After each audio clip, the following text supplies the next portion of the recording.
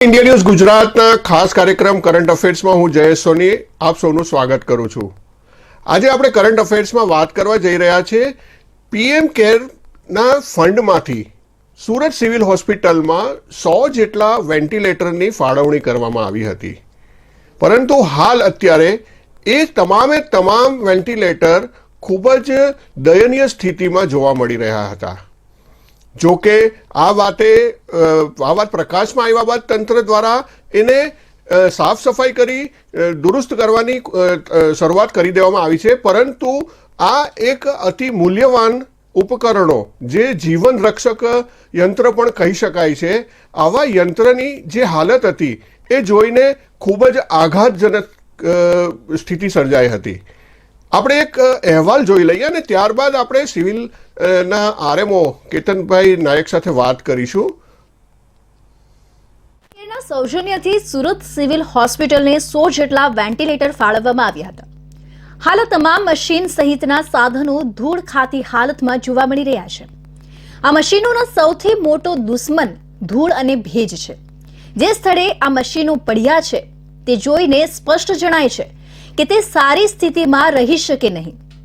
આ મશીનો ખૂબ સંવેદનશીલ હોય છે અને તેને ઉપયોગ વિના મૂકી રાખો તો પણ ઝડપથી ખરાબ થઈ જાય છે।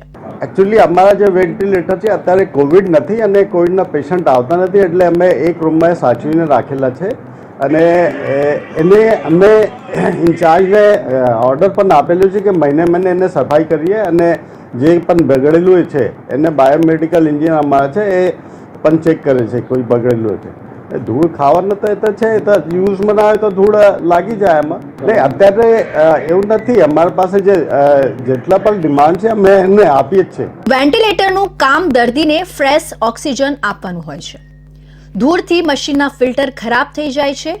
મશીનના ફિલ્ટરની જ કિંમત એટલી હોય છે કે જો તેને બદલવા જઈએ તો લાખો રૂપિયાનો ખર્ચ થાય છે। મશીનને આઈસીયુમાં એટલા માટે જ રખાય છે કે ત્યાં ધૂળ કે ભેજ હોતા નથી। વેન્ટિલેટર એક કમ્પ્યુટરની જેમ કામ કરે છે, જેમાં વિવિધ મોડ હોય છે।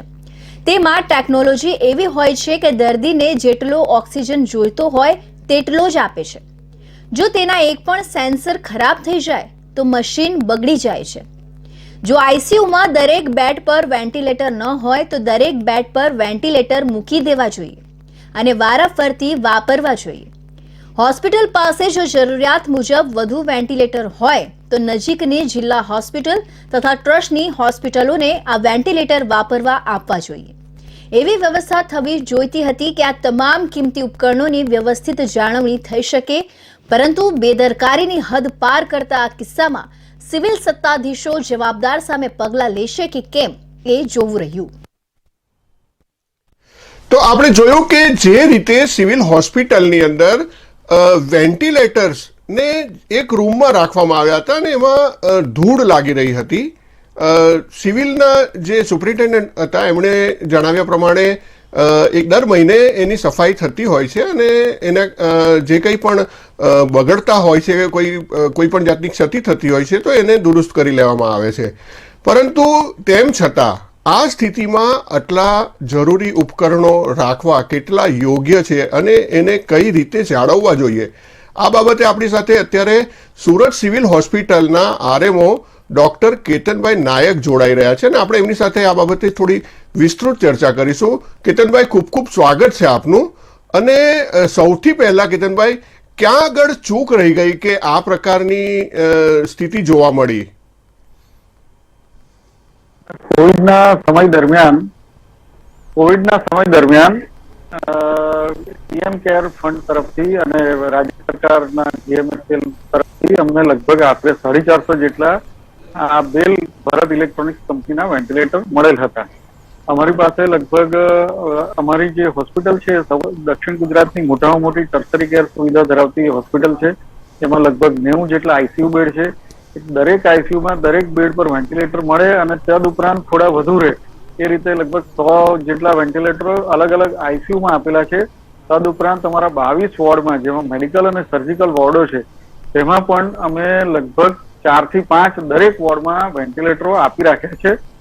અને અહીંયા જે સરપ્લસ જે વેન્ટિલેટર છે લગભગ 100 ની આજુબાજુ, એ આ કિડની બિલ્ડિંગમાં પહેલે માળે રાખેલા છે. એ ભવિષ્યમાં કિડની બિલ્ડિંગમાં એ પ્રથમ મજલો જે છે આખું આઈસીયુ બનવાનું છે. અમારે ટૂંક સમયમાં જ અમારું જે હોસ્પિટલનું જૂનું બિલ્ડિંગ છે એ 55 થી 60 વર્ષ જૂનું હોય એ ડિમોલિશ કરીને અમારે આ કિડની બિલ્ડિંગ અને સ્ટેમ સેલ બિલ્ડિંગમાં શિફ્ટ થવાનું છે. તો આ જે કિડની બિલ્ડિંગમાં હાલ જે અત્યારે વેન્ટિલેટર મળી રહ્યા છે એ અહીંયા આખું નવું આઈસીયુ બનવાનું છે તે જગ્યા પર સ્ટોર કરેલા છે. અને છેલ્લા કેટલા વખતથી એની ખાસ કઈ જરૂરિયાત પડતી નથી. 1-2 વેન્ટિલેટરની જરૂર પડે તો ત્યાંથી લઈ આવવામાં આવે છે. અને આ સફાઈ તો દર અઠવાડિયે થાય છે, પરંતુ એનું જે વેન્ટિલેટરનું મેન્ટેનન્સ માટે અમારી જે મેન્ટેનન્સ ટીમ છે, અમારે વર્કશોપના જે બાયોમેડિકલ એન્જિનિયર છે એ દર મહિને સર્વિસ કરતા હોય છે. અને અહીંયા અત્યારે નવા કન્સ્ટ્રક્શન અને આ બધું જે કેમ્પસમાં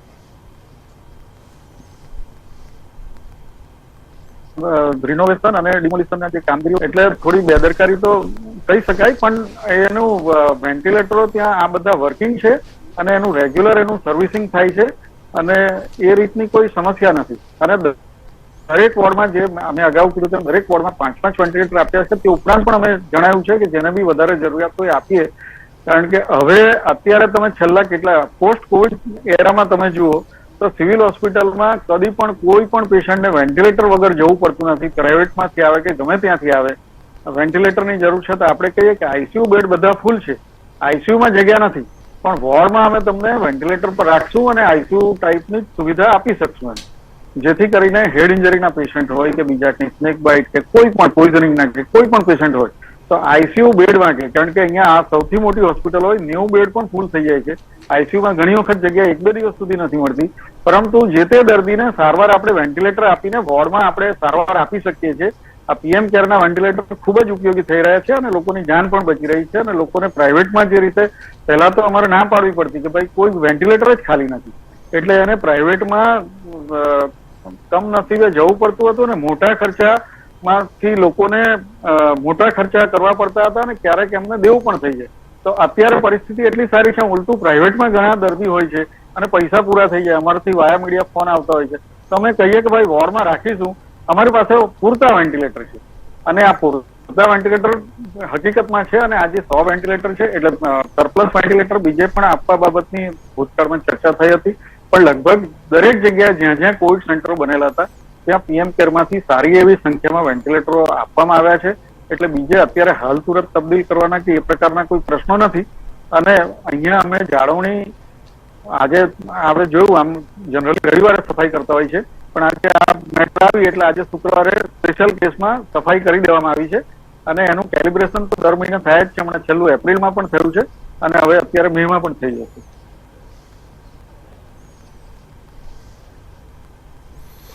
બિલકુલ કેતનભાઈ, ઘણી સારી વાત છે કે જે રીતે મેન્ટેનન્સ વિભાગ એની કાળજી લઈ રહ્યું છે અને જે દર મહિને તમે કહો છો એમ સર્વિસ પણ થતા હશે, પરંતુ શું આ પ્રકારના ધૂળ લાગવાથી કે કોઈ જાતના ભેજ કે આવી રીતે ખુલ્લા રહેવાથી એના ફિલ્ટર્સ કે એના સેન્સર્સને નુકસાન પહોંચી શકે ખરું? અને એ પહોંચી શકે તો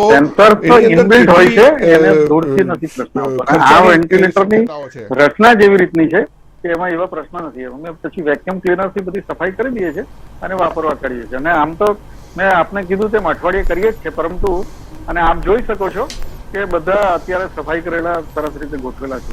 કવર પણ અત્યારે બનાવવાના ઓર્ડર આપી દીધા છે, એટલે એને કવર પણ લાગી જશે.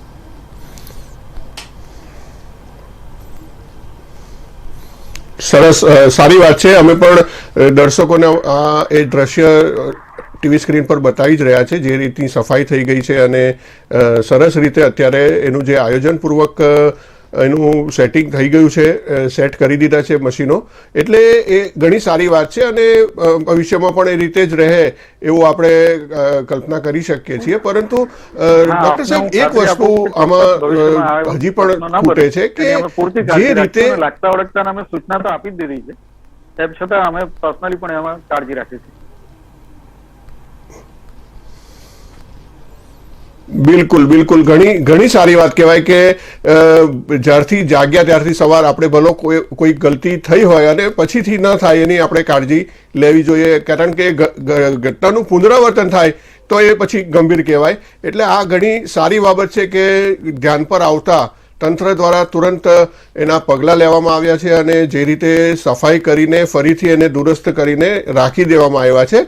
હવે ડૉક્ટર સાહેબ એક વસ્તુ ખાલી જાણવી છે મારે કે જે રીતે અત્યારે આપણે તમે કીધું એમ જીવન રક્ષક યંત્ર તરીકે આપણે આને માનીએ છીએ અને ખરેખર એ જ્યારે જે શ્વાસની કટોકટી હોય તે વખતે આ યંત્ર ખૂબ જ ઉપયોગી થાય છે અને જે દર્દીને ઓક્સિજન અને જે જરૂરી ટ્રીટમેન્ટ તમે આપી શકો છો. આવા યંત્રને આપણે અન્ય જે જરૂરિયાતમંદ જગ્યાઓ હોય ત્યાં આગળ જે આપણી પાસે સરપ્લસ હોય તો આપણે એને શિફ્ટ નથી કરી શકતા, જે રીતે પીએસસી સેન્ટર હોય કે બીજી કોઈ એવી મેડિકલ ઇમરજન્સીની જગ્યા જ્યાં આવતી હોય ત્યાં. પીએચસી સેન્ટરોમાં કોઈ કન્સલ્ટન્ટ ના હોય તો એ વેન્ટિલેટર વાપરી ના શકે, અને જે જગ્યાએ કન્સલ્ટન્ટ હોય એટલે ફિઝિશિયન હોય કે એનેસ્થેટિસ્ટ હોય એવી તમામ સેન્ટરોમાં સરકારશ્રી દ્વારા જે તે વખતે કોવિડ સેન્ટરો ઉભા કરવામાં આવ્યા હતા અને તમામ જગ્યાએ પીએમ કેરના વેન્ટિલેટરો આપવામાં આવ્યા હતા. એટલે એ રીતની કોઈ જગ્યાએથી જો આવશ્યકતા જણાવીને કોઈ માગશે તો આપણે આપી શકશું, એમાંથી એવો ઇસ્યુ નથી. અમે સરકારશ્રીમાં પણ એ રીતે જણાવ્યું છે કે સરપ્લસ છે, પણ આ સરપ્લસ વેન્ટિલેટરનો મેં બરાબર છે, હા, ક્યારેક પેશન્ટ વધી જાય આકસ્મિક રીતે, આ અહીંયા આપણું ઇન્ડસ્ટ્રીયલ સિટી છે, કોઈ પણ હેઝાર્ડ થાય કે કશું બી કોઈ કેટાસ્ટ્રોફી થાય એવા સંજોગોમાં કદાચ આપણે વાપરવા પણ પડે એમ. તેમ છતાં કોઈને જરૂરિયાત હોય તો આપી શકીએ એમ, પણ આ સાવ એમ કે બિલકુલ વપરાશ નથી અને બિલકુલ તમારી વાત 100%. જો જરૂરિયાત ઉભી થાય તો તરત વાપરી શકાય, જે રીતે કોવિડમાં આપણે વાપરી શકીએ.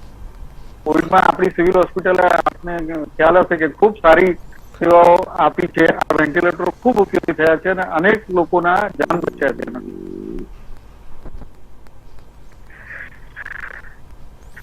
100%ની વાત છે. સિવિલની જે સેવા હતી કોવિડના સમયે એ ભૂલી શકાય એવી નથી, કારણ કે જ્યારે પ્રાઇવેટ હોસ્પિટલોમાં પણ જગ્યા નહોતી ત્યારે સિવિલે કોઈ પણ રીતે કોઈ પણ દર્દીને પાછા નથી મોકલ્યા અને એની સારવાર કરી છે અને એ લોકોને સારા કર્યા છે. કોઈ પણ સંજોગોમાં સિવિલમાં આવનાર દર્દીને કોવિડ સમયમાં કોઈ જાતની તકલીફ નથી પડવા દીધી. આપ સૌ ડૉક્ટરોની પણ એમાં ખૂબ સારી કામગીરી હતી અને એની અંદર તમામ લોકોએ ખૂબ જ કાળજીપૂર્વક અને ધૈર્ય રાખીને આ રીતની જે કામગીરી કરી છે એનાથી હજારો લોકોના જીવ બચાવી શકાયા છે. એ છૂપું નથી કોઈનાથી અને એટલા માટે જ થોડી આપણે આ બાબતની ચિંતા કરીએ કે આવા જરૂરી જે સાધનો છે એની કાળજી લેવાય અને એ બાબતે તમે પણ જે રીતે કીધું કે હવે પછીના સમયમાં આવી કોઈ મિસમેનેજમેન્ટ નહીં થાય અને એ ઘણી સારી બાબત છે. ડૉક્ટર સાહેબ, જે તમે કીધું એમ કે જે બીજા સેન્ટરો ઉપર કોવિડ સેન્ટર બનાવવામાં આવ્યા હતા અને ત્યાં આગળ વેન્ટિલેટરો રાખવામાં આવ્યા છે અને જે રીતે આપણે ત્યાં પણ દરેક વોર્ડમાં અને દરેક જગ્યાઓ ઉપર પણ વેન્ટિલેટર બેડની સુવિધાઓ ઉપલબ્ધ કરાવવામાં આવી છે. કોઈક ઇમરજન્સીની અંદર કોઈ વધુ પડતા વેન્ટિલેટરની જરૂર પડી જાય તો એના માટે આ સરપ્લસ વેન્ટિલેટરો ઉપયોગી થાય. આપણે જે આ એક વેન્ટિલેટર જે ખરું એની તમને ટેકનિકલ કઈ રીતની જરૂરિયાત લોકોને ઊભી થતી હોય છે, એના ટેકનિકલ બાબતો તમે જણાવી શકો કે કઈ રીતે એ મદદરૂપ થાય છે દર્દીઓને જ્યારે સંકટના સમયમાં દર્દી હોય, એની ટેકનિકલ થોડી ડિટેલ.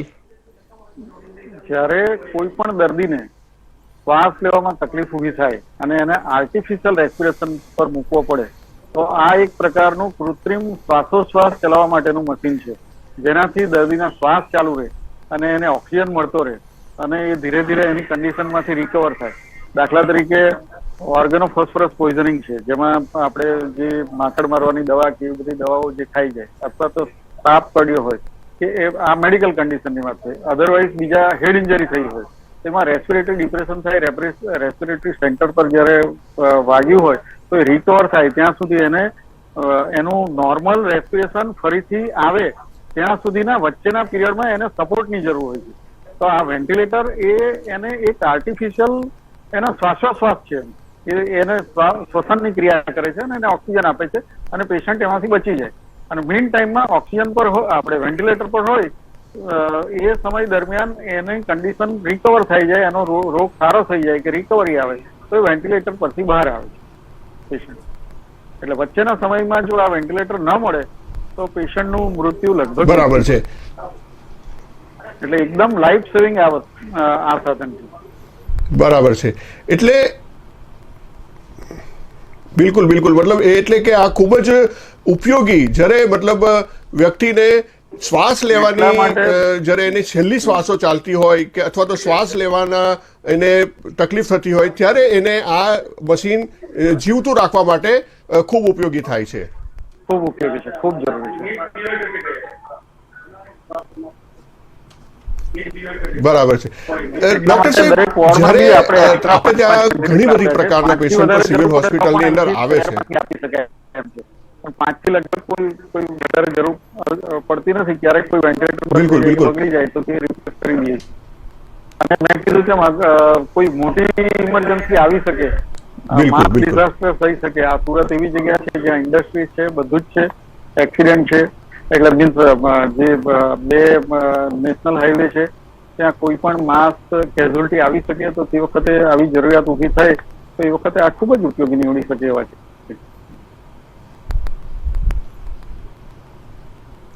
બિલકુલ બિલકુલ, 100%ની વાત છે. અને દક્ષિણ ગુજરાતની સૌથી મોટામાં મોટી આ સરકારી હોસ્પિટલ છે, એટલે જ્યારે પણ કોઈ આવી મોટી ડિઝાસ્ટર હોય કે કોઈ દુર્ઘટના હોય એવે વખતે અગર જો એક સાથે વધુ પ્રમાણમાં દર્દીઓ હોસ્પિટલ ખાતે અગર લાવવામાં આવે તો એવી વખતે આ ઉપકરણો ખૂબ જ કામ આવી શકે એમ છે.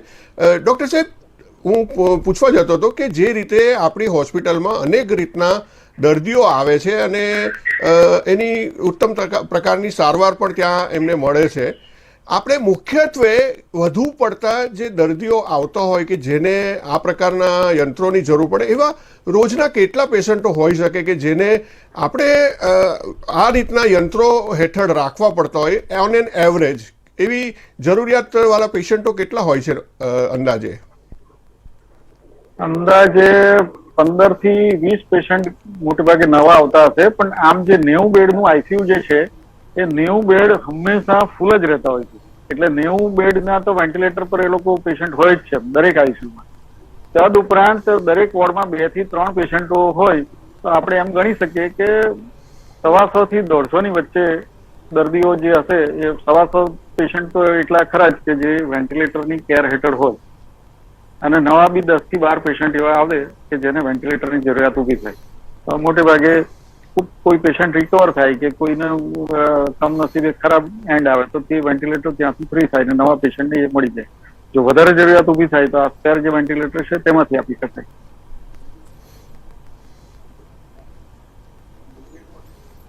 બરાબર છે. મતલબમાં ક્યાંય પણ જરૂરિયાત ઊભી થઈ હોય તો એ પેશન્ટને કૃત્રિમ શ્વાસોશ્વાસ યંત્ર જે ખરું આપણું એના વગર એ અટકી નથી રહેતા, અને જે મતલબ 125-150 પેશન્ટો રેગ્યુલરલી આ યંત્રનો ઉપયોગ થાય છે એ પેશન્ટ ઉપર, અને એનાથી અગર વધુ પણ જરૂરિયાત પડે તો પણ આપણી પાસે એની ઉપયોગિતા માટે સાધનો પૂરતા છે.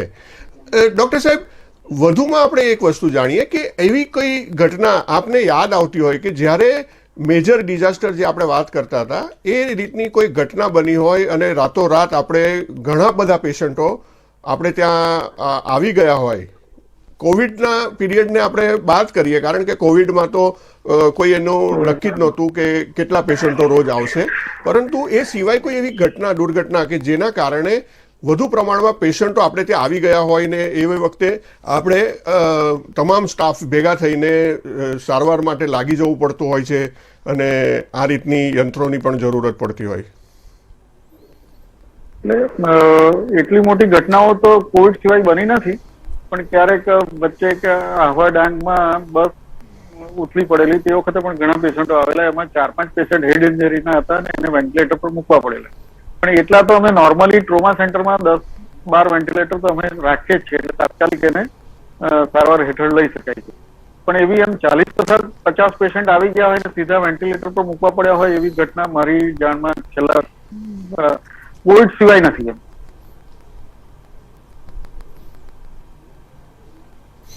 બરાબર બરાબર. ડૉક્ટર સાહેબ, એક આપણે વર્ષો પહેલાંથી, એટલે હાલ હમણાં એ સ્થિતિ બહુ સારી છે અને ખૂબ સારી બાબત છે, બાકી લેપ્ટોસ્પાયરોસિસ નામની જે બીમારી થતી હતી જેમાંથી અંતરિયાળ ગામડાઓમાંથી પેશન્ટો આવતા અને આપણે લેપ્ટો વોર્ડ સ્પેશિયલ ચાલુ કરવો પડતો તો મને યાદ છે. અને લેપ્ટોસ્પાયરોસિસ એ પેશન્ટો જ્યારે આપણે ત્યાં આવતા ત્યારે એ એવી કન્ડિશનમાં આવતા કે જ્યારે એને મતલબ મરવાની અણી પર હોય અને આપણે ત્યાં પહોંચતા હતા, કારણ કે એ અંતરિયાળ વિસ્તારોમાંથી રહેતા હતા અને એ જે પેલા પગમાં ચીરા અને પૈડું હોય, ખેતરમાં કામ કરતા હોય ખુલ્લા પગે અને હાથે, અને એને કારણે એ રોગ લાગુ પડતો હોય, તો એવી વખતે પણ આપણે લેપ્ટો વોર્ડ ચાલુ કરવામાં આવતો હતો. અને મને ધ્યાન છે કે ત્યારે પણ આપણે એવા પેશન્ટોને વેન્ટિલેટરની જરૂરિયાત ઊભી થતી. હાલ અત્યારે એ જરૂરિયાત કદાચ આપણે નથી પડી રહી, પરંતુ એવી વખતે પણ આ ઉપયોગી થઈ શકે ખરા ને? હા, લેપ્ટોસ્પાયરોસિસમાં પણ જેમાં લંગ્સ ઇન્વોલ્વમેન્ટ થાય, એટલે કે એમાં કિડનીનું ઇન્વોલ્વમેન્ટ થાય અને લંગ્સનું ઇન્વોલ્વમેન્ટ થાય, પણ છેલ્લા કેટલાક વર્ષોમાં લંગ્સના ઇન્વોલ્વમેન્ટ વધારે થતા હતા, એટલે એને વેન્ટિલેટરની જરૂર પડતી હતી. અને તે ઉપરાંત સ્વાઇન ફ્લૂનો, આ કોવિડ પહેલા એક વખત સ્વાઇન ફ્લૂમાં વધારે પડતા વેન્ટિલેટરની જરૂરિયાત ઊભી થઈ હતી. કોવિડના પહેલા જે સ્વાઇન ફ્લૂનો 18માં કે 17 કે 18માં જે વધારે પડતા કેસો આવેલા, મને સાલ કદાચ હું ભૂલી ગયો છું, પણ એમાં સ્વાઇન ફ્લૂના ખૂબ બધા કેસ આવેલા અને એનો પણ અલગથી વોર્ડ ચાલુ કરવો પડેલો અને એમાં આપણે વધારે પડતા વેન્ટિલેટરની જરૂરિયાત ઊભી થયેલી. તો બી કોવિડની કક્ષાએ નહોતું, પણ તે વખતનો મોટો ડિઝાસ્ટર કહી શકાય એવો એપિડેમિક હતો સ્વાઇન ફ્લૂનો પણ 17માં. બિલકુલ બિલકુલ બિલકુલ, કારણ કે એ વખતે પેશન્ટોના ઘસારો એટલો હતો અને સમગ્ર દક્ષિણ ગુજરાતમાંથી આવતા હતા પેશન્ટ.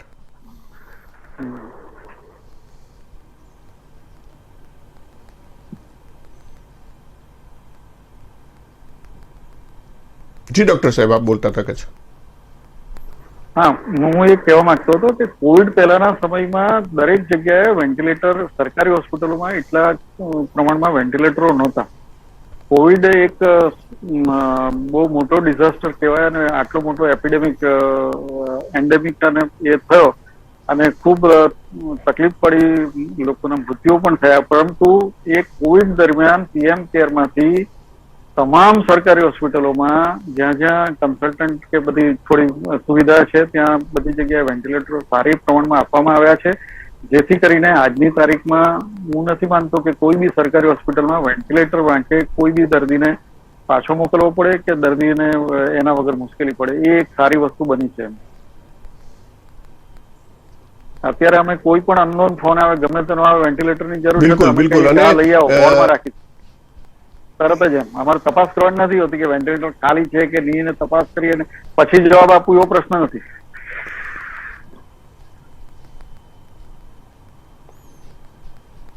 બિલકુલ, ધ્યાનમાં જ છે કે આપણી પાસે સ્પેરમાં પડ્યા છે એટલે આપણે એમાં એનો ઉપયોગ કરી શકીશું અને વોર્ડમાં દાખલ કરીને પણ આપણે વેન્ટિલેટર પર પેશન્ટને રાખીને બચાવી શકીશું. હા, યસ યસ.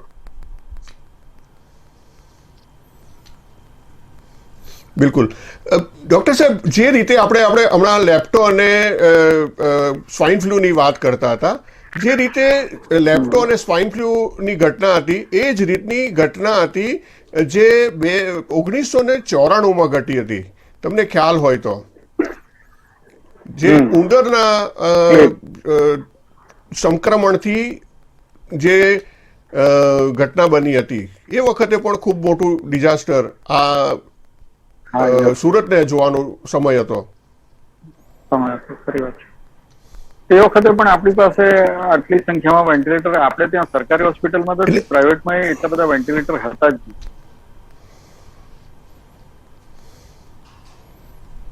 બિલકુલ બિલકુલ.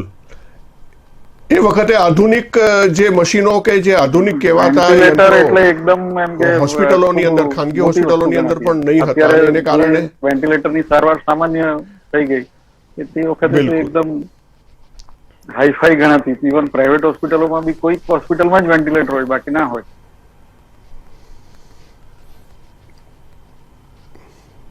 બિલકુલ બિલકુલ.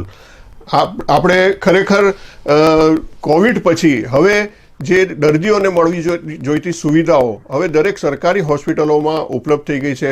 કેતનભાઈ, આપનો ખૂબ ખૂબ આભાર. અમારી સાથે આટલી જરૂરી જે જાણકારી તમે આપણી સિવિલ હોસ્પિટલ વિશેની અને અન્ય દર્દીઓ માટેની જે તમે જાણકારી અમારી સાથે શેર કરી એ બદલ તમારો ખૂબ ખૂબ આભાર. આપણે ફરીથી ક્યારેક કોઈક એવા વિષય સાથે પાછા પણ મળીશું. ત્યાં સુધી તમારો આભાર.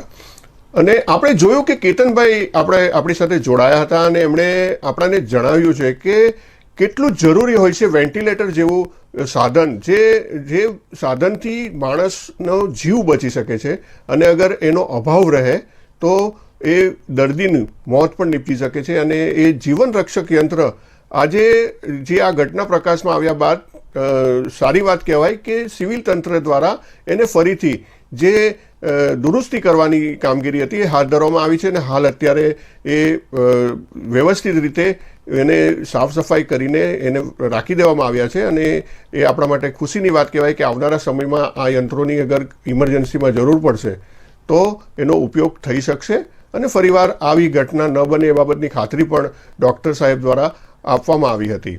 તો આજે આપણા કાર્યક્રમમાં બસ આટલું જ. આપણે આવતીકાલે ફરીથી અન્ય વિષય સાથે મળીશું. ત્યાં સુધી રજા આપશો. નમસ્કાર.